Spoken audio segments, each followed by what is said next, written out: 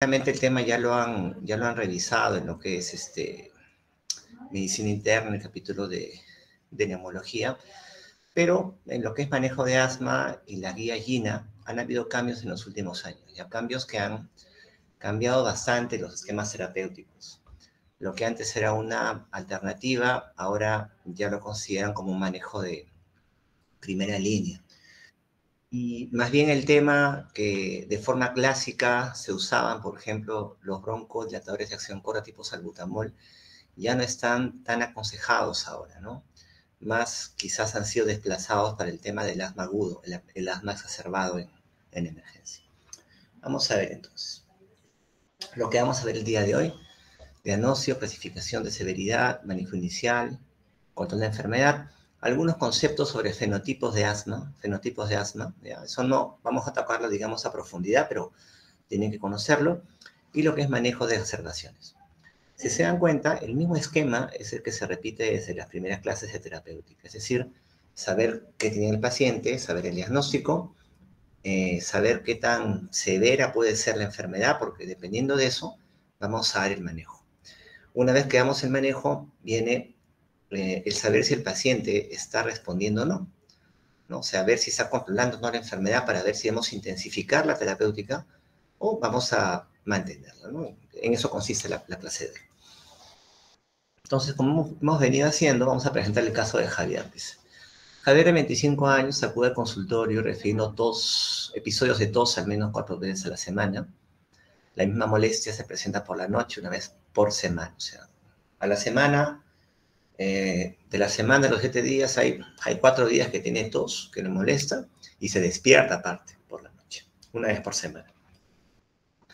Refiere que siempre presenta estos episodios durante la primavera. O sea, un tema importante porque son justo en los cambios estacionales, cambios de estación, donde se presentan estos síntomas.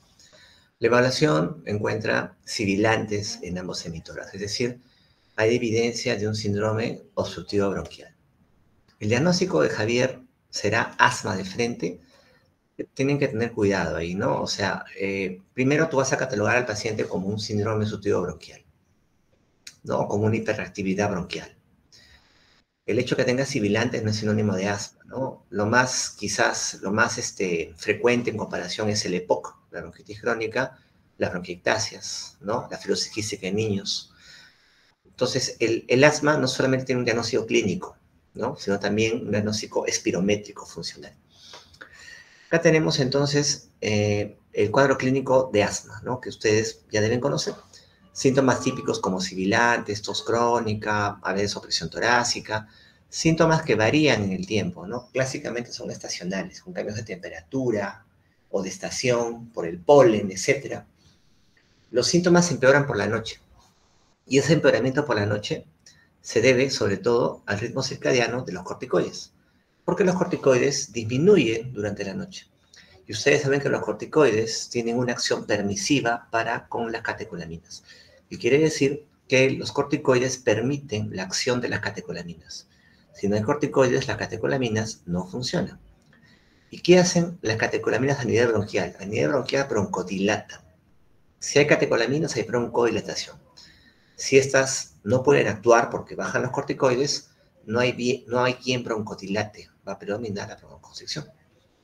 Síntomas que son desencadenados por ciertos componentes, ¿no?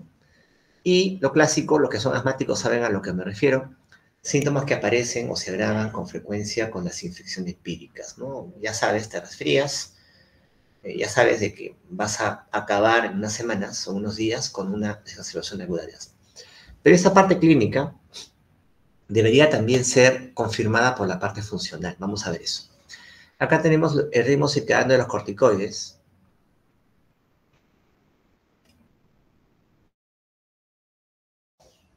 Acá tenemos, por ejemplo, acá vamos a ver lo que es la CTH. Si se dan cuenta, la CTH disminuye su punto más bajo es a las 4 de la madrugada. Y justamente entre las 4 y las 5 de la madrugada es donde ocurre la mayor cantidad de exacerbaciones agudas de asma. Fue una pregunta de residentado de hace unos años, ¿no? ¿A qué hora ocurren principalmente las exacerbaciones agudas de asma? entre las 4 y las 5 de la mañana, porque justamente acá disminuyen los corticoides, disminuye el ACTH y disminuye también el LS-cortisol en este plasma. Entonces, los corticoides permiten la acción de las catecolaminas. Si no hay corticoides, las catecolaminas no van a funcionar y en este caso no van a broncodilatar. Como les mencioné, el asma no solamente requiere un diagnóstico clínico, también un diagnóstico funcional. El diagnóstico funcional lo hacemos a través de lo que es la espirometría. ¿Qué valores son los que me interesan en este punto en la espirometría? Sobre todo dos. Lo que es el BF1 y lo que es la capacidad vital forzada. Y acuérdense, BF1 y capacidad vital forzada.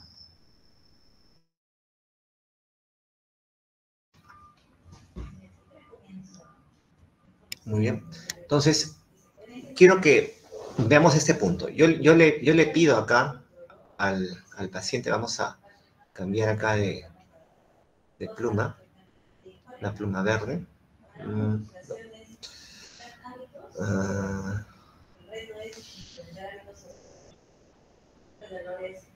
Sí, bueno, verde. Digamos que estamos acá y le pedimos al paciente que inspire. Señor, inspire, y yo le digo, inspire todo lo que pueda. Aguante el aire y ahora bote todo lo que pueda. Ya, miren, el máximo volumen de aire expirado luego de una inspiración máxima es la capacidad vital forzada. El máximo volumen de aire expirado luego de una inspiración máxima es la capacidad vital forzada. Es todo lo que boto luego de una inspiración máxima.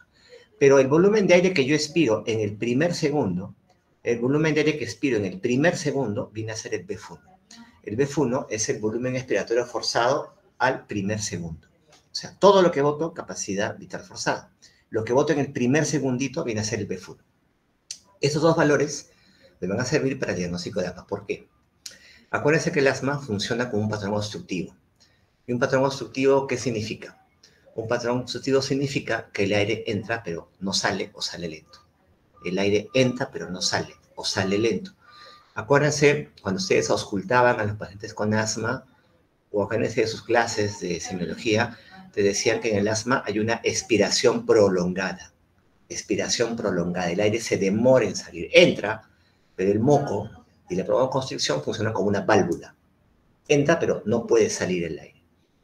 Miren entonces nuevamente esas curvas. Yo le pido al paciente que inspire todo lo que pueda. Que bote todo. Todo lo que boto es la capacidad vital forzada. Y lo que boto en el primer segundo es el BF1. Pero ¿qué pasará en el asma? El aire entra, pero no sale o sale lento. Por eso que ese primer segundo de aire que yo boto va a estar muy disminuido. Ese primer segundo de aire que yo boto va a ser muy disminuido porque el aire entra, pero no sale. Si se dan cuenta, la curva de la capacidad vital forzada es un poco más larga. Eso representa la expiración prolongada. Ojo, la capacidad vital forzada podría ser normal en el paciente, solo que el aire se demora en salir. Usualmente es baja, ¿ya? Pero podría ser normal, solo que el aire se demora en salir. ¿Cómo hacemos el diagnóstico de un patrón obstructivo? El diagnóstico de un patrón obstructivo lo hacemos con la relación TIFENO, esta relación BF1 sobre capacidad vital forzada. Es decir, qué porcentaje de la curva expiratoria de la capacidad vital forzada corresponde al primer segundo. Lo normal de esa relación BF1 sobre capacidad vital forzada es que sea más de 80%. Lo normal es más de 80%. Hablamos de un patrón obstructivo cuando es menos de 70%, ¿no? Cuando es bajo. Menos de 70, 60% hablamos de patrón obstructivo. De esa forma hacemos el diagnóstico de lo que es patrón obstructivo. Como les dije, patrón obstructivo puede ser EPOC, puede ser asma, puede ser bronquiectasias, puede ser fibrosis quística. Y hay algunas variables que hay que ver para poderlos diferenciar. Si hacemos el diagnóstico con esta relación, el BF1 por sí solo, el BF1 como valor aislado, me va a servir para ver la severidad del patrón obstructivo, tanto en asma como en EPOC. Ahora, no solamente me interesa el tema del patrón obstructivo, sino y acá viene la característica fundamental y la diferencia entre asma y EPOC. La diferencia entre asma y EPOC es que el asma, el patrón obstructivo es reversible. ¿ya? Esa obstrucción es reversible. ¿Con qué? Con el broncodilatador. O sea, al paciente con asma que tiene un patrón obstructivo, yo le meto un broncodilatador, o sea, 2 puffs de su salbutamol, de su Ventolin. 15 minutos luego, le vuelvo a tomar nuevamente la espirometría, y si hay un aumento del 12% o más de 200 mililitros en el BF1, yo hago diagnóstico de un patrón obstructivo reversible, que es igual a decir asma. O sea, el asma tiene un componente clínico para el diagnóstico y un componente funcional, que viene a ser con lo que es el patrón obstructivo reversible en estos casos. Otra forma de que también nosotros hagamos el diagnóstico de asma y veamos lo que es la reversibilidad, la obstrucción de la vía aérea, es midiendo el flujo expiratorio máximo, o peak flow. El peak flow me habla del FEN-OPEF. Este FEN-OPEF se correlaciona, es un valor casi equivalente al BF1. ¿Cuál es el tema acá? Que para esto usamos el flujómetro. Este es el flujómetro, que es un aparatito que tú lo puedes llevar, le dices al niño, a ver, acá sopla, y donde marca es este punto de este corte. Muy distinto al espirómetro, que es un aparato un poco más complicado, a veces de nivel hospitalario, aunque ahora hay equipos mucho más sencillos que lo conectas a tu computadora incluso, ¿no? Lo puedes hacer el diagnóstico de una u otra forma. Es mucho mejor, ojo, con la espirometría. La flujometría lo que me aporta es la facilidad del uso. Igual, en este caso sí, el diagnóstico de reversibilidad no lo hago con un valor, lo hago con una variabilidad de varios valores. En 2 semanas, que hago una variabilidad más del 10% de maduros. Donde sí me sirve el peak flow, el flujómetro, el FEN-OPEF, es para valorar el asma agudo. Asma agudo, por si acaso, es sinónimo a exacerbación aguda de asma, es sinónimo de crisis asmática, asma agudo. O sea, esta sería la medida más sensible, no más sensible, la más fidedigna, la más precisa quizás para valorar a un paciente con asma agudo en emergencia. Porque un paciente con asma aguda en emergencia, yo ausculto sibilantes, ¿no? Pero eso puede ser variable entre los pacientes. Esto es mucho más objetivo. Esa sería la palabra. Vendría a ser la medida más objetiva y más rápida también para valorar la severidad del asma en emergencia. Entonces, ya sabemos cómo hacer el diagnóstico de asma, ¿no? Entonces, Javier fue diagnosticado de asma al presentar los siguientes síntomas. Síntomas diurnos, nocturnos y sibilantes. La evaluación funcional reveló un patrón obstructivo reversible con un BF1 de 82%, ¿no? Recuerda que el patrón obstructivo yo le hago el diagnóstico con la relación BF1 sobre incapacidad vital forzada. Les mencioné aparte que el BF1 por sí solo, el BF1 me servía para ver la severidad del asma, para valorar qué tan severo es el patrón obstructivo. Entonces, ya hemos hecho el diagnóstico para toda enfermedad, luego del diagnóstico viene qué tan severa es la enfermedad.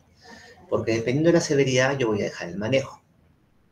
Y para esto, acá tenemos, digamos, el cambio. No sé si ustedes les habrán enseñado la clasificación antigua de asma, en asma intermitente, presente leve, moderada, severidad. Eso ya cambió un poco, ¿no? Ahora la clasifican por pasos. Hay que ver en qué paso de la escalera terapéutica se encuentra el paciente. El paso 1 serían pacientes con síntomas poco frecuentes. Y esto lo voy a catalogar así en base a lo siguiente. Voy a preguntar por los síntomas diurnos, preguntar por los síntomas nocturnos, o sea, cuántas veces se despierta al mes en la noche por síntomas de asma. Voy a medirlo funcionalmente con el BF1 y voy a preguntar por las exacerbaciones, o sea, cuántas veces ha tenido necesidad de ir a emergencia. Una exacerbación aguda de asma es aquel paciente con síntomas que requiere atención de urgencia, o sea, tiene que ir a la emergencia. Entonces, el paso 1 son síntomas poco frecuentes. No vamos a repetir cada valor, pero hay que tomar en cuenta síntomas diurnos, síntomas nocturnos, el valor del BF1 y cuántas exacerbaciones tuvo.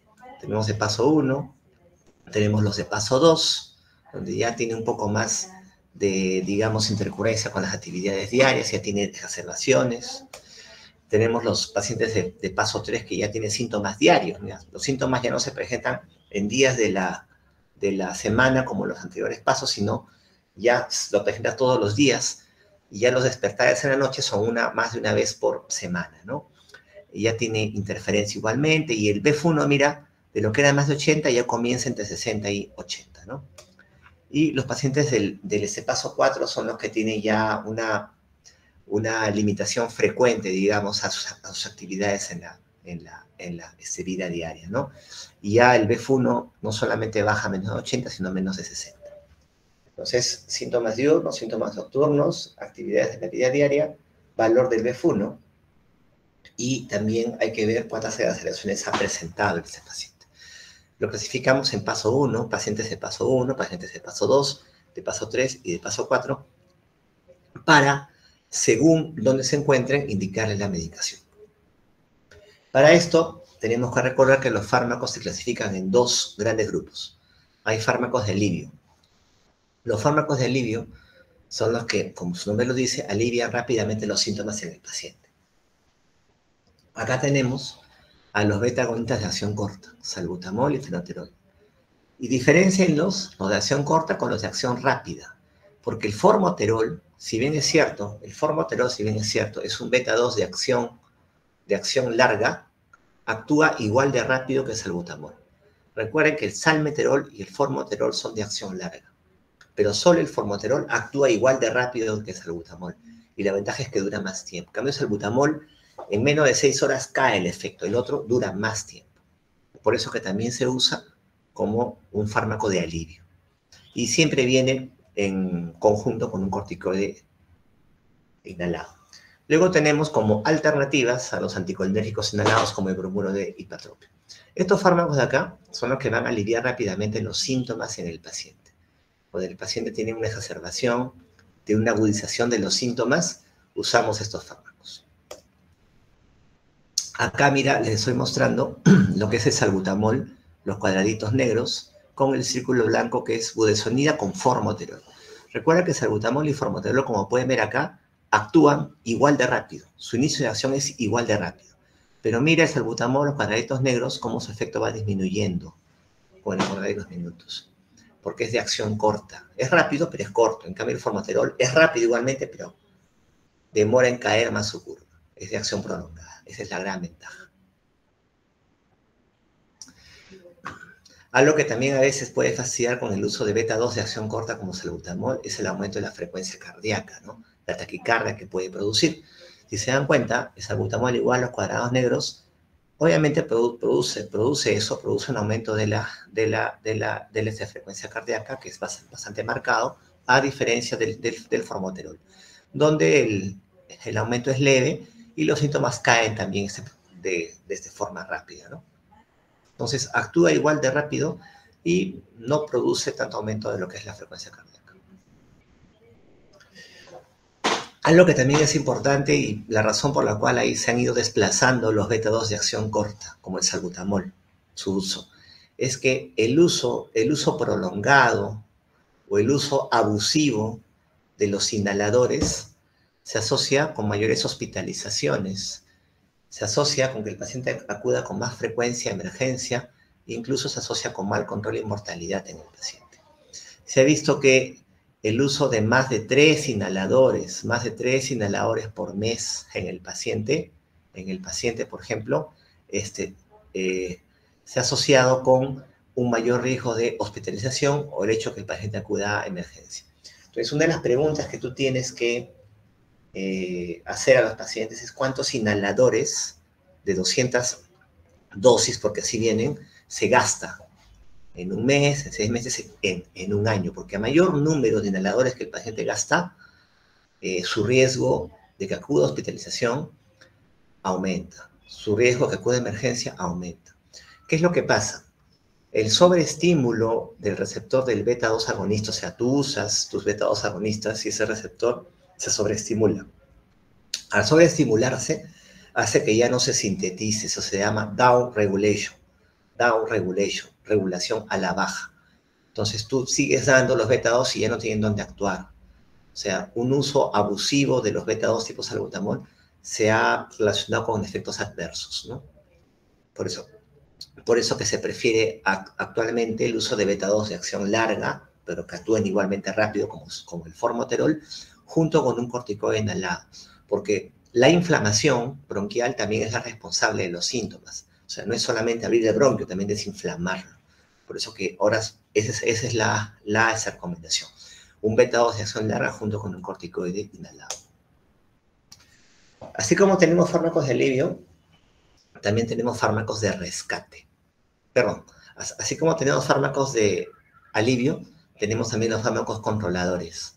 Los fármacos controladores van a ser los que van a evitar que el paciente presente síntomas a largo plazo, los que van a evitar que el paciente presente exacerbaciones a largo plazo. Los fármacos de alivio o de rescate, que también se llaman, alivian rápidamente los síntomas. Pero mi misión es evitar que el paciente vuelva a tener síntomas. Para evitar que vuelva a tener síntomas, se dejan estos fármacos controladores. ¿Qué opciones tenemos? Tenemos corticoides inhalados, los beta de acción prolongada, el salmeterol y el formoterol, los antileucotrienos, montelukast, afilukast, sileutón, los anticolinérgicos como tiotropio, teofilina, estabilizadores de los mastocitos, anti-IgE, o sea, hay varias opciones. De todos esos, la piedra angular del manejo controlador a largo plazo, son los corticoides inhalados. Se les pregunta, ¿qué fármaco de estos son los que evitan a largo tiempo los síntomas, los que van a disminuir a largo tiempo los síntomas y las exacerbaciones? Corticoides inhalados. O sea, los fármacos de alivio de rescate alivian rápidamente los síntomas, pero yo quiero que el paciente no tenga síntomas a largo plazo, debería indicar estos fármacos. La piedra angular son los corticoides inhalados. Vamos a conversar en los siguientes cuadros un concepto. Cuando voy a mencionarles dosis bajas, medias o altas de corticoides inhalados. Beclometasona a dosis bajas, beclometasona a dosis media, a dosis altas. Todo depende cuántos microgramos tiene cada PAF. Acá la presentación de beclometasona viene de 250 microgramos por PAF. Entonces, una dosis baja sería un PAF mañana y noche. Con eso le doy 500 al día. Una dosis media sería 2 PAF mañana y noche. Con eso le doy 1000 al día. 4 PAF de las dosis altas. Se refiere a eso. Budesonida viene de 100 y de 200 microgramos por PAF. O sea, dependiendo de esa concentración del inhalador, es que tú indicas dosis medias, altas o bajas. Luego, aparte de los corticoides inhalados, otros fármacos que son controladores son los beta-2 de acción prolongada. Tenemos salmeterol y formoterol, y como les digo, vienen siempre mezclados juntos con corticoides inhalados. La diferencia es que el formoterol actúa igual de rápido que el salbutamol, pero dura más. En cambio, el salmeterol sí actúa lento. O sea, el formoterol tiene esa ventaja sobre el salmeterol, que el formoterol actúa rápido. Y el actuar rápido formoterol me permite que yo lo pueda usar como un fármaco de alivio o de rescate. Ahora, ¿cómo hacemos el tratamiento? Ya les he presentado los fármacos de alivio, les he presentado los fármacos controladores, les he dicho la importancia de clasificar primero al paciente. Paso 1, 2, 3 y 4. ¿Qué tenemos? Si es un paciente de paso 1, si es un paciente de paso 2, si es un paciente de paso 3 o de paso 4, o sea, de los 4 pasos que yo les he mencionado, sea cual sea el paciente del 1 al 4, lo que vas a indicar en todos ellos es un corticoide inhalado con formoterol a dosis bajas PRN. PRN, acuérdate, es cuando sea necesario, es decir, condicional. O sea, a todos los pacientes yo le voy a dar el inhalador de un corticoide inhalado más formoterol. ¿Por qué formoterol? Porque actúa rápido y dura mucho, ¿no? Y voy a decirle, cada vez que tú tengas síntomas durante el día o durante la noche, te pones 1 o 2 aplicaciones. 1 o 2 aplicaciones. ¿Hasta cuántas aplicaciones puede usar ese paciente en el día? Si es de paso 1 o de paso 2, se le dice que lo máximo en el día que puede usar, si presenta síntomas frecuentes en el día, son hasta 8 PAF, 8 aplicaciones en el día. Si el paciente siente la necesidad de usar más de 8 PAF, algo está mal. Algo está mal y ese paciente debería acudir a emergencia, porque probablemente tenga una exacerbación aguda de asma o algún factor que le está descompensando. Entonces, en todos los pasos, se indica de forma condicional un corticoide inhalado más formoterol. Como máximo en el paso 1 y 2, 8 PAF. Si ya estás en 8, más de 8, tienes que ir a la emergencia. Y paso 3 a 4, máximo 12 aplicaciones. Vamos a ver por qué. Porque en estos pacientes, esas otras, además de la indicación condicional, también vamos a indicarle de forma horaria de mantenimiento, como fármaco controlador. O sea, el paso 1 y 2 solamente va a tener su inhalador y lo va a usar cuando presente síntomas. En cambio, el paso 3 y 4, además de usarlo cuando tiene síntomas, lo va a usar de forma horaria. Los pacientes de paso 3, ¿ya?, van a usar todos los días, mañana, noche, lo mismo. Su formoterol más su beta-2 de acción larga. Es decir, su formoterol más su corticoide inhalado, mañana y noche. Y de forma condicional cada vez que presente síntomas. La diferencia es que acá esa dosis baja, en el paso 3, y en el paso 4 va a ser dosis media. En el cuadro anterior ya les mencioné que es dosis baja y que es dosis media. O sea, lo que sea anaranjado significa que lo va a recibir de forma horaria, mañana y noche. En el paso 3, dosis baja. En el paso 4, dosis media de corticoide inhalado. Y aparte, mañana y noche va a usarlo condicional. Si entre las horas tiene síntomas, se vuelve a aplicar. Como máximo, se recomienda que lo use 8 aplicaciones. 8 aplicaciones en el paso 1 y 2 y hasta 12 en el 3 y 4, porque estamos sumando las otras 2 aplicaciones que podrías ponerte mañana y noche como fase de mantenimiento, como manejo de mantenimiento. Si sobrepasa eso, el paciente ya debería acudir a emergencia. Ahora, digamos que el paciente ha empezado o ha ido escalando los pasos y está en el paso 4 y tampoco hay un control en ese paciente. ¿Qué deberíamos hacer? Bueno, si con el paso 4 no hay un control de la enfermedad, no hay un control de enfermedad con el paso 4, al paciente se le cataloga de esta manera, se le cataloga como un asma difícil de tratar. Y un asma difícil de manejar, de tratar, ¿qué deberías hacer? En primer lugar, deberías reevaluarlo. Deberías reevaluar si en realidad es asma, si es un buen diagnóstico que has hecho, no va a ser que sea un EPOC. Deberías reevaluar algún factor desencadenante.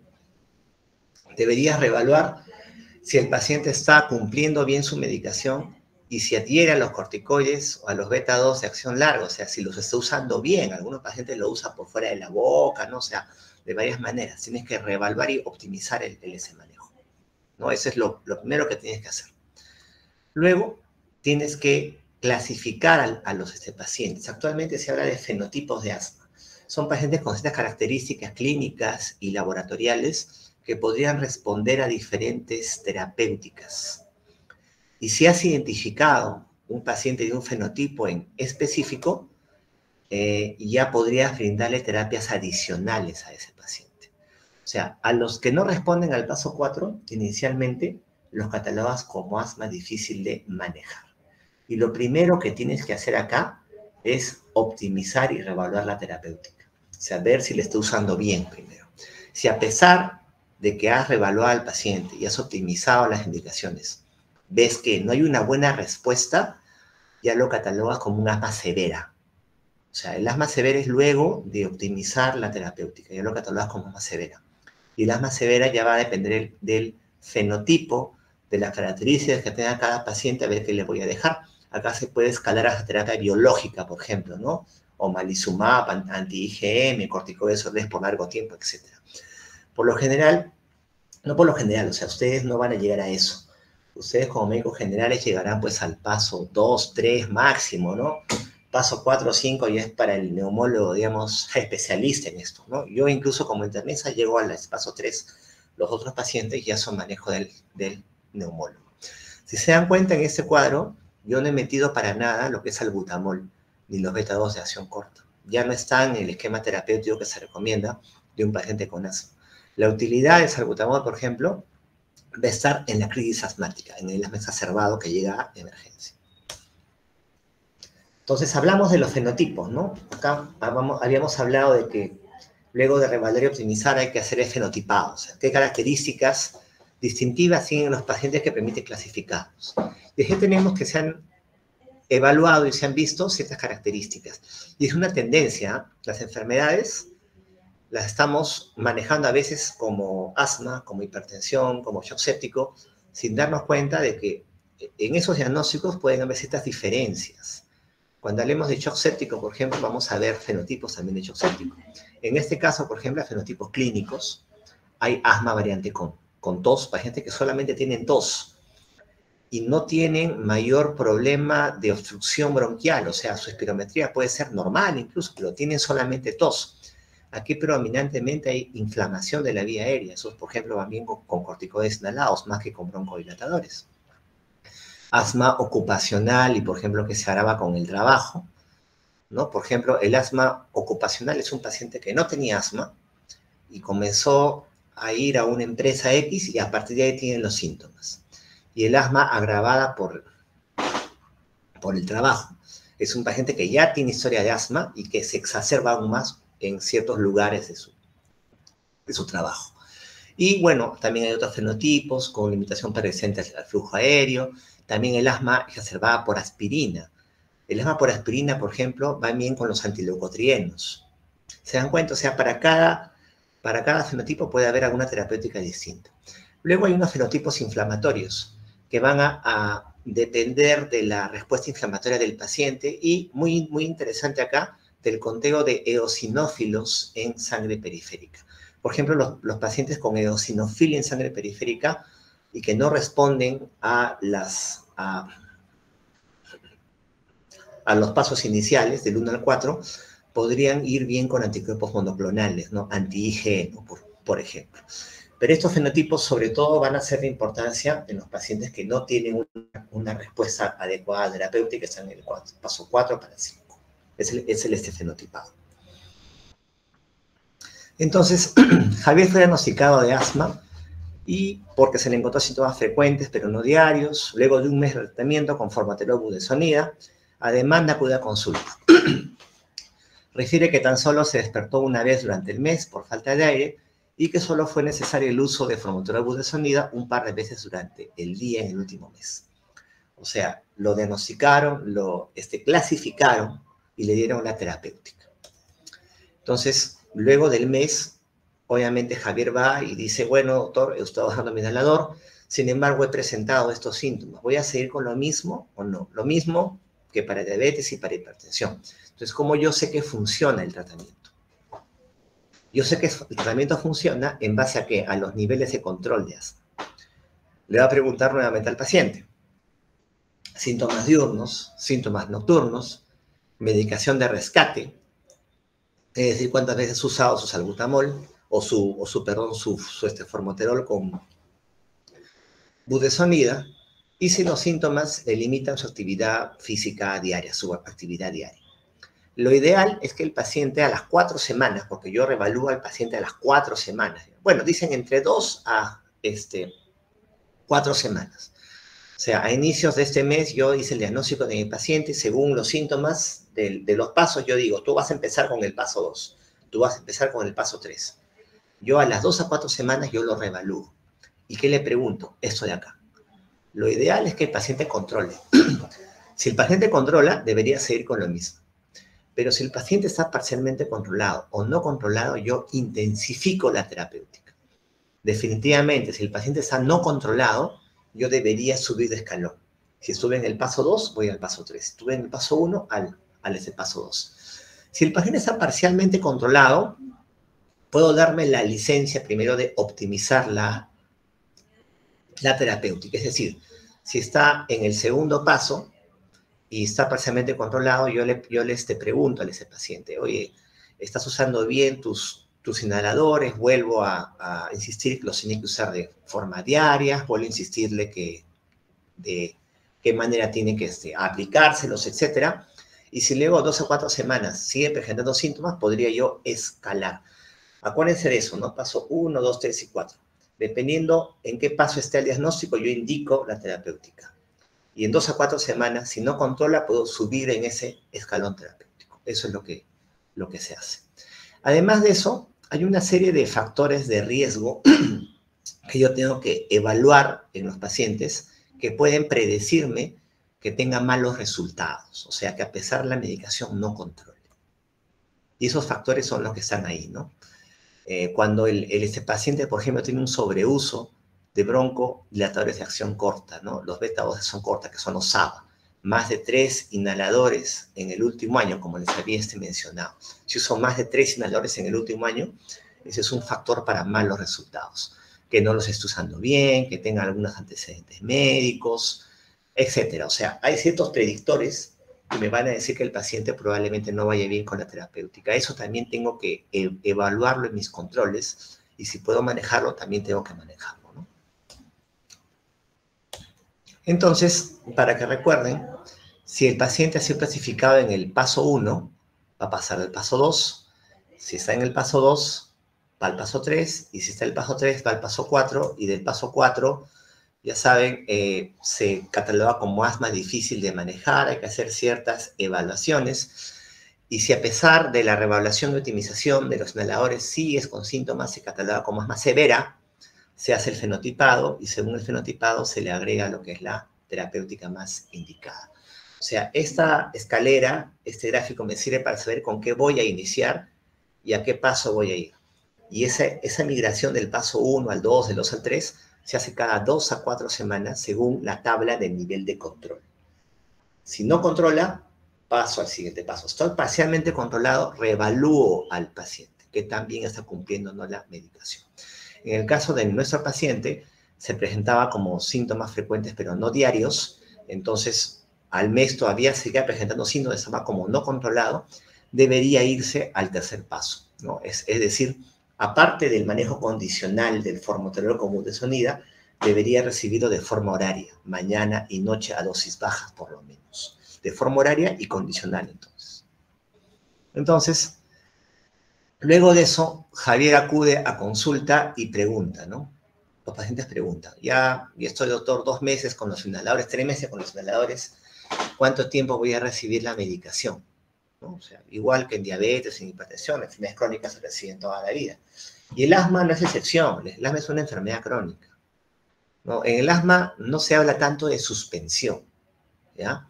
Se habla de reducción. Vas a considerar bajar un escalón si luego de 2 a 3 meses tienes un buen control. Y el control lo veo con la tabla de control. Recuerda que el paso 1 y el paso 2 es medicación condicional. El paso 1 y el paso 2, si se dan cuenta, es casi lo mismo, ¿no? Y es la misma terapéutica. Pero entonces, doctor, ¿por qué diferencio al paso 1 del paso 2 si se indica lo mismo? ¿Por qué? Porque si están catalogados inicialmente con el paso 2, tienes que irte al 3 de todas maneras. En cambio, si has ido con el paso 1, te da un poco más de libertad para observar a este paciente. Intensificar tu terapéutica, optimizarla, volverle a enseñar al paciente y esperar un tiempo más para decidir o no subir al siguiente paso, ¿no? Entonces, lo que tú vas a considerar no es suspender la terapéutica, es optimizarla, es mantener y quizás reducir la dosis, sobre todo reducir la dosis de corticoide inhalado. Si es una dosis media y el paciente en 2 o 3 meses controló, podrás bajar a dosis baja. El paso 1 y 2, pues, es simplemente un manejo condicional, o sea, tú eres asmático, siempre mantén tu inhalador ahí y cuando quieras usarlo, lo usas, ¿no? Entonces, ese es el tema, o sea, no vas a considerar suspenderlo, sino más bien reducir de escalón si tienes al menos 2 a 3 meses de buen control. Bueno, Javier durante 3 semanas no presentó síntomas, sin embargo, junto antes de su control presentó un resfriado, lo que un día después le desencadena una observación y hace que el paciente vaya a la emergencia, ¿no? Entonces, esta es una exacerbación aguda de asma y el manejo es distinto, ¿no? El manejo es distinto porque incluye otro tipo de medicación. Lo que está acá, a su mano izquierda, oxígeno, beta-2, corticoides sistémicos, anticolérgicos, corticoides inhalados, es lo que sirve. Lo que está acá es lo que no se usa tanto. Ya, adrenalina se usa en ciertos pacientes, sulfato de magnesio en ciertos pacientes, y aminofilina, teofilina y helio sí no se usa. Vamos a ver eso a continuación. Entonces, primero, lo que es oxigenoterapia, hay que mantener la saturación entre 93 a 95%, no más. ¿Ya?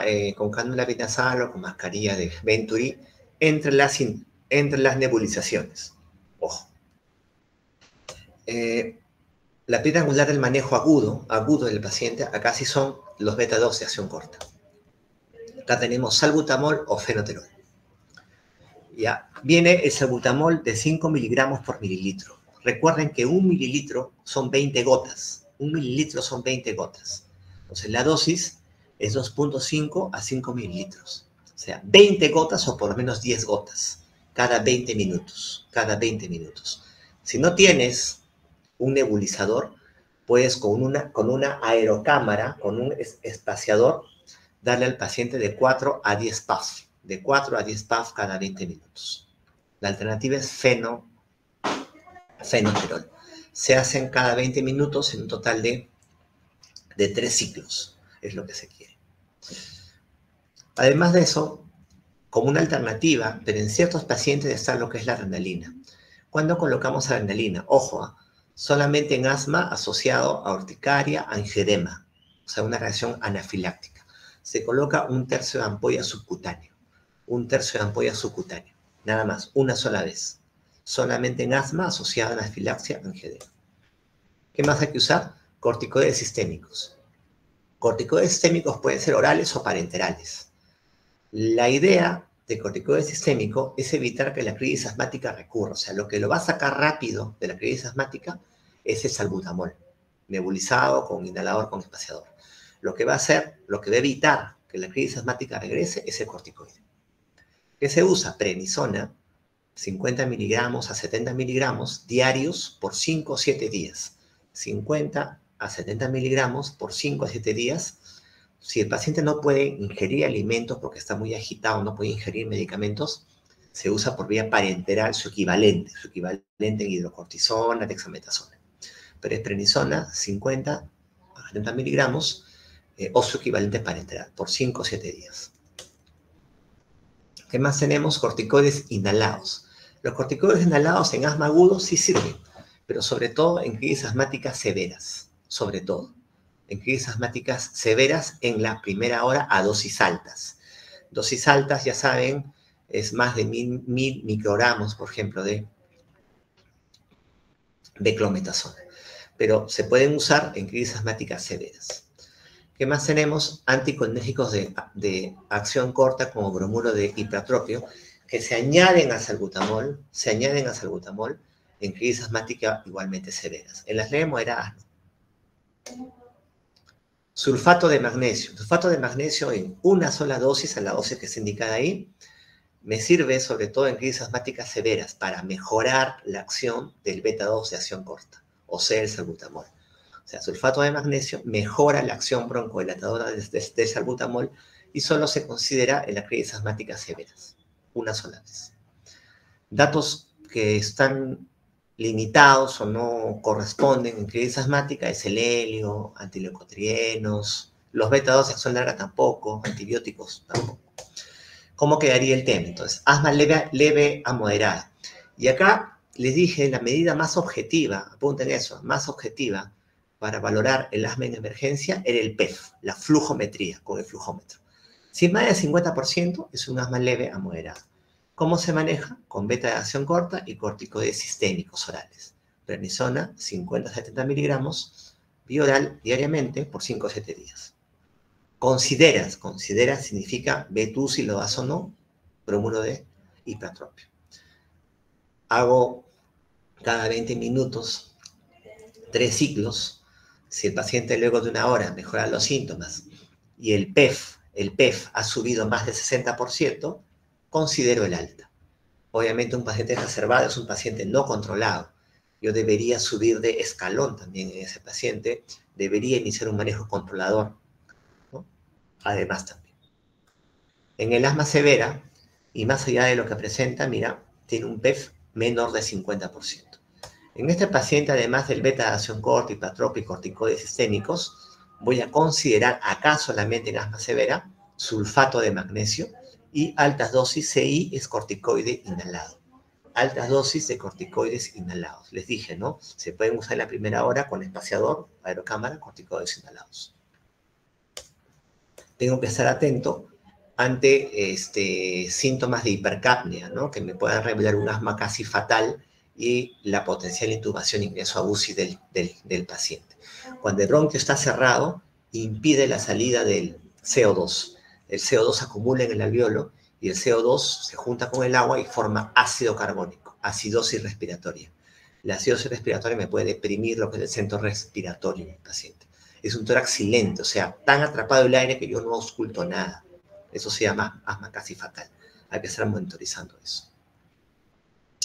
Y bueno, eso fue todo el día de hoy. No sé si tengan alguna pregunta. ¿Ha quedado todo claro? ¿Ya? Todo claro, doctor. Muy bien. Norca, adelante. Sí, doctor, rapidito. Una consulta. En el Dime. uso de la fluticasona en spray, a ¿De qué, de uso qué, de prolongado, qué? ¿De qué? fluticasona, Allá. el uso prolongado en niños, ¿está relacionado con la dermatitis perioral? No. Podría relacionarse, pero más con eso se relaciona con micosis, con candidiasis, ¿ya? Ese es un tema que también lo que se aconseja cuando usas corticoides inhalados, que luego de aplicarte corticoide inhalado te puedas enjuagar la boca. También se asociado con lo que es dermatitis, incluso en niños con a veces retardo en el crecimiento, ¿ya? Por eso, lo que se aconseja cuando tienes un buen control es sobre todo disminuir la dosis del corticoide inhalado.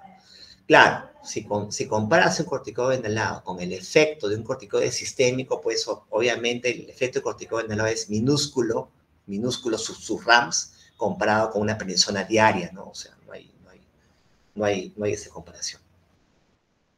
Doctor, y la última pregunta. ¿Hay alguna diferencia en cuanto a las aerocámaras que ahora han salido, las aerocámaras sencillas que venden versus las aerochamber? Creo que es la que... Claro. Por el momento no, o sea, no hay ninguna recomendación específica, digamos, con un alto nivel de evidencia con respecto a las diferencias entre las aerocámaras. Lo que sí es enfática la guía es que el equivalente a la nebulización es el uso de la aerocámara, ¿no? Y eso ustedes en el serum sí les va a servir, porque a veces en el serum tú no tienes nebulizador, entonces tienes que usar el tema de la aerocámara. Ahí, cuando tienes exacerbaciones, son 4 a 10 puffs de salbutamol y el paciente tiene que respirar constantemente, ¿no? Gracias, doctor.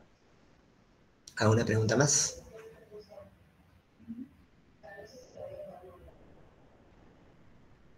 ¿No? Bueno, si todo está claro, entonces muchas gracias. Ya nos vemos la siguiente semana.